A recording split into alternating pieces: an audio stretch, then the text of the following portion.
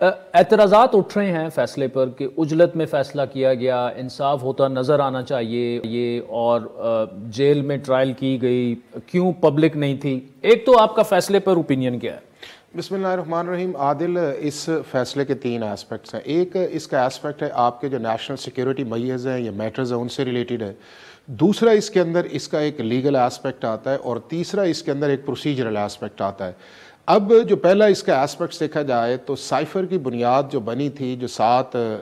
مارچ کی ایک میٹنگ تھی، اس میٹنگ کے اندر جس شخص نے پاکستان کے اندر سائفر بھیجا وہ اسد مجید تھے، اور اسد مجید نے پہلی دفعہ ڈسکلوز کیا کہ اس سائفر کے کنٹینٹس کیا تھے، اور اس کنٹینٹس کے اندر جو فارمر پرائم منسٹر کہتے آئے ہیں، چونکہ ان کا بنیادی نیریٹو یہ تھا کہ اس جو میرے پاس یہ ڈاکومنٹس آیا جو انہوں نے 27 مارچ کو پبلکلی اس طرح لہرایا، اس کے اندر انہوں نے کہا کہ ایک میسیج آیا ہے کہ جس کے اندر تھریٹ بھی ہے اور جس کے اندر کانسپیریسی بھی ہے، اور اس کے اندر ایک رجیم چینج کی بات کی گئی۔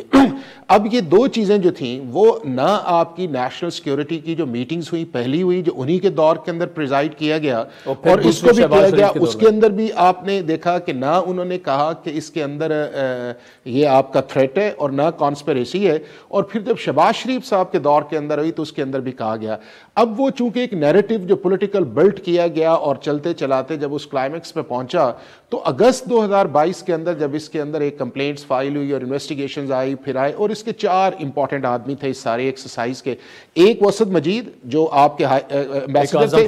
ایک اس کے اندر آپ کے تھے جو فارن سیکرٹری سہیل محمود تھے، اور تیسرے اس کے اندر اعظم خان تھے، اور تینوں یہ تھے کہ جو پرائم منسٹر کے اور فارن سیکرٹری کے ٹرسٹ وردی آدمی تھے۔ اب اس کے اندر جب یہ چیز آئی تو جب کورٹ آف لاء کے اندر ایویڈنس آئی، اس چیز کو چھوڑ دیں کہ جو انہوں نے ایف آئی اے کے سامنے سٹیٹمنٹس دی، یہ چیز آئی، ان تین کی جو وٹنسز کی کریڈیبلٹی کے بعد جو ہے جب عدالت کے اندر آئی گئی، تو جب اعظم خان کی سٹیٹمنٹ آئی تو اس وقت آپ نے دیکھا ہوگا اور آپ نے سنا بھی ہوگا اس چیز کے اندر کہ فارمر پرائم منسٹر نے کہا کہ اس کا جو اوتھ ہے وہ قرآن پاک پہ لیا جائے، اور اس شخص نے قرآن پاک پہ اوتھ لے کے کہا کہ جی یہ سائفر جو تھا اس کے متعلق جو میٹنگ ہوئی تھی اس میٹنگ کے اندر اس کو پلے اپ کی بات تھی، اور وہ جو آپ نے آڈیو آپ نے سنا ہوگا کہ اس آڈیو کے اندر بھی اس کا ذکر تھا۔ دوسرا کہا گیا کہ میں نے پرائم منسٹر کو سائفر دیا اور وہ سائفر جو تھا مجھے واپس نہیں کیا گیا۔ اب دوسرا جو اس کا سٹیٹمنٹ تھا وہ تھا اسد مجید کا۔ اسد مجید صاحب نے اس کے اندر یہ کہا کہ جو میں نے سائفر بھجوایا تھا اس کے اندر نہ کانسپیریسی تھی نہ اس کے اندر تھریٹس تھا،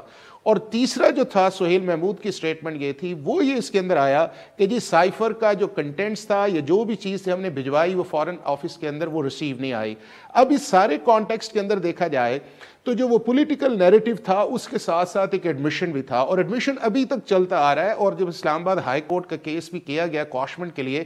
وہاں پہ بھی کہا گیا کہ ہمیں آرٹیکل 248 کی امیونٹی جو ہے وہ حاصل ہے۔ اب یہ ہے کہ سیکشن 5 یا سیکشن 9 کے کنٹینٹ کیا ہے۔ اب سیکشن 5 یا 9 کے کنٹینٹ جو 1923 سے چلتے آ رہے ہیں، اور یہ کہا گیا کہ جی 2023 کے اندر اس کے اندر امینڈمنٹس کی گئی ہیں، یہ 5-9 کے امینڈمنٹ، اس کے اندر یہ تھا کہ اگر کوئی ایسا شخص جو پاکستان کا پبلک آفس ہولڈر ہے، اگر کوئی انفارمیشن ود ہولڈ کرتا ہے، اس کو پاس آن کرتا ہے، جو لا اسے اتھورائز نہیں کرتا تو اس کے خلاف چارج کیا جا سکتا ہے، اور اس کی سزا جو ہے وہ 2 سال سے لے کے